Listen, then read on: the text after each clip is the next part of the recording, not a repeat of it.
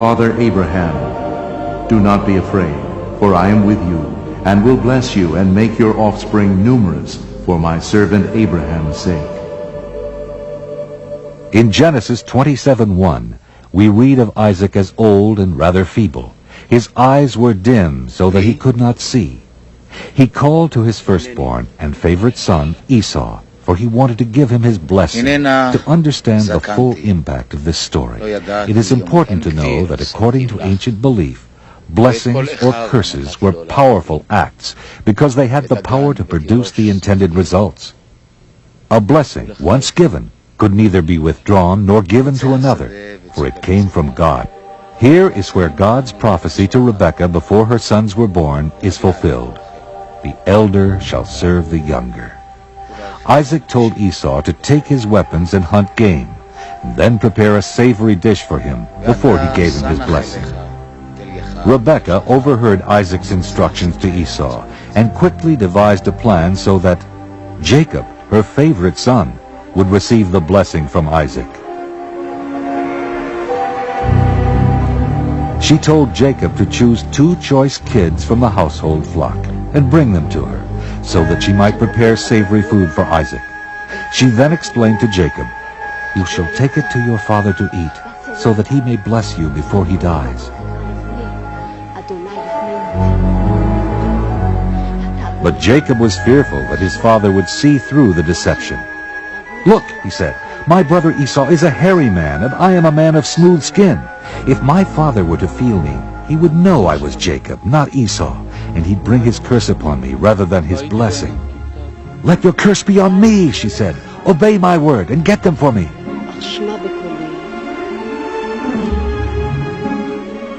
And so it was that Jacob got them, and Rebekah prepared savory food, just as Isaac loved.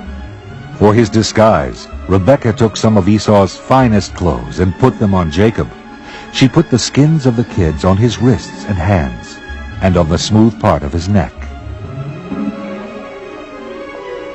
When Rebekah was satisfied that Jacob would appear hairy to Isaac, she handed him the savory food she had prepared.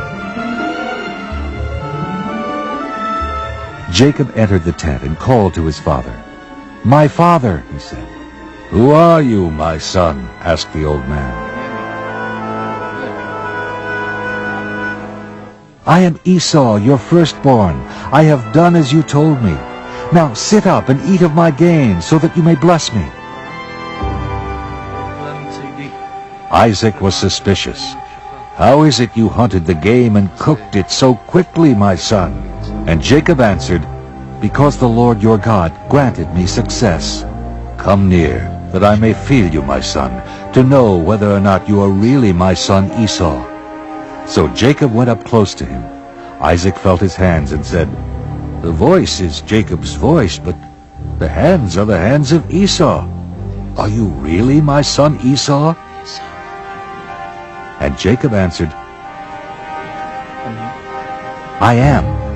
He then gave his father the food and wine, and his father ate and drank.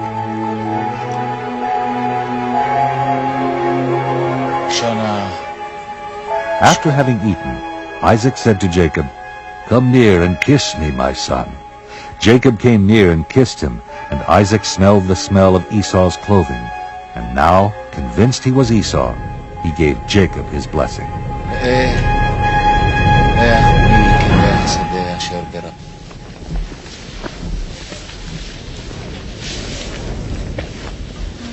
No sooner had Isaac finished blessing Jacob than his brother Esau returned from his hunting. When Esau went in to his father with the food he had prepared, Isaac asked, "Who are you?" Esau answered, "I am your firstborn son, Esau." Isaac then realized he had been deceived, and he asked Esau, "Who was it then that hunted game and brought it to me before you came, and I have blessed him? Yes, and blessed he shall be." When Esau heard his father's words, he cried out with an exceedingly great and bitter cry, and pleaded with his father, "Bless me, me also, father." But Isaac said, "Your brother came deceitfully, and he has stolen your blessing." He has supplanted me twice, cried Esau. First he took away my birthright, and now he has taken away my blessing. Have you not reserved a blessing for me? Then Isaac answered Esau's plea. I have already made him your lord, and I have given him all his brothers as servants, with grain and wine to sustain him. What then can I do for you, my son? Have you only one blessing? Cried Esau. Bless me also, father. And Esau lifted up his voice and wept. There was nothing Isaac could do. The deed was done, and Esau had lost the blessing he should have received as the firstborn son. Now Esau hated Jacob for what he had done, and Esau vowed that once his father died, he would kill Jacob. Esau's threat reached Rebekah, and she explained to Jacob, "Your brother is consoling himself by planning to kill you." She then instructed Jacob to flee at once to Haran, where he could stay with her brother Laban. "Until Esau forgets what you have done to him, then I will send for you and bring you back from there. Why should I lose both of you in one day?" Then Isaac called Jacob and once again blessed him, and ordered him not to marry any of the Canaanite women, but to go at once to Padan Aram and take one of the daughters of Rebekah's brother Laban as a wife.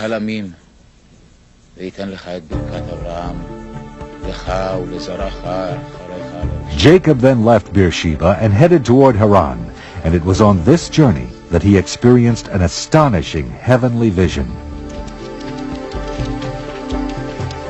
He had traveled about 12 miles in the wilderness to the north of what is now called Jerusalem. When the sun had set, he chose a place to rest, and he picked up one of the stones for a pillow, put it under his head, and fell asleep.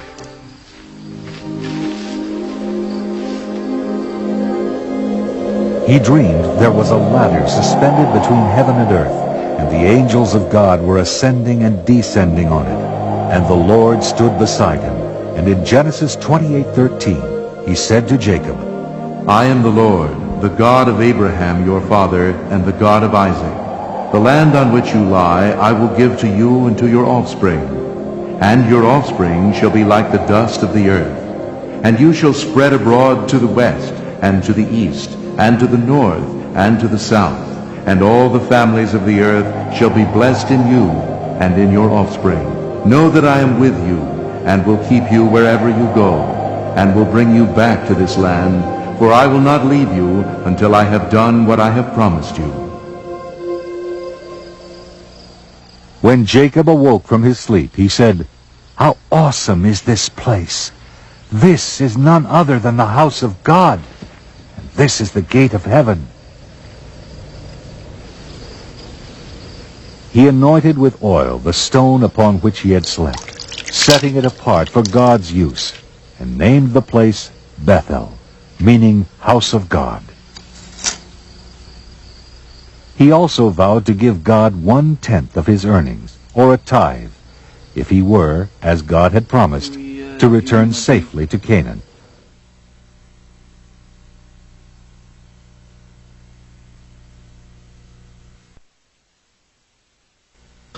Jacob continued on his journey, and as he came close to Haran, he saw a well in a field, with 3 flocks of sheep lying there beside it.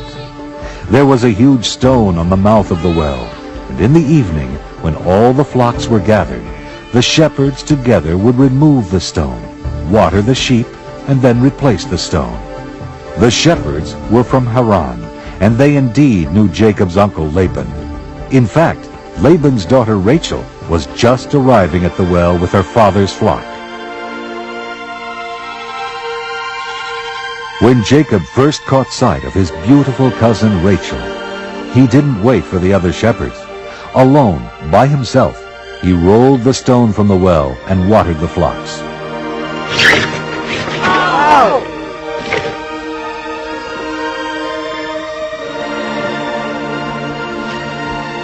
Rachel was immediately taken with the stranger, as he was with her. Could this be the woman from Haran that Jacob would be taking for his wife?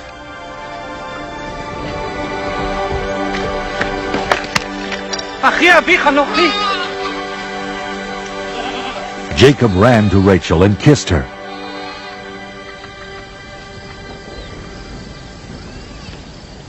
He explained he was her father's relative, and she ran home to tell him.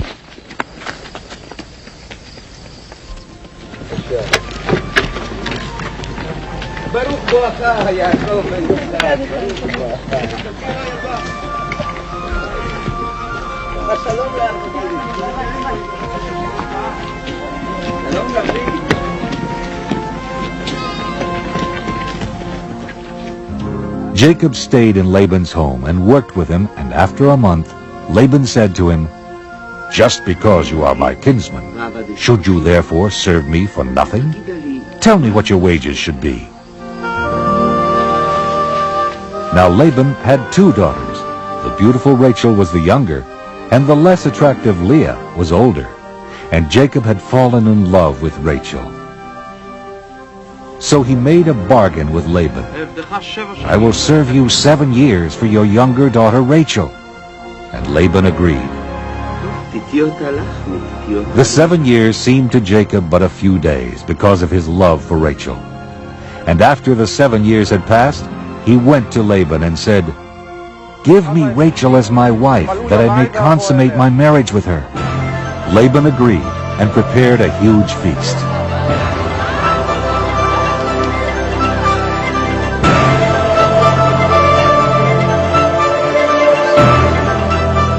On the wedding night, there was great joy and celebration. There was music, dancing, and lavishly prepared food and wine.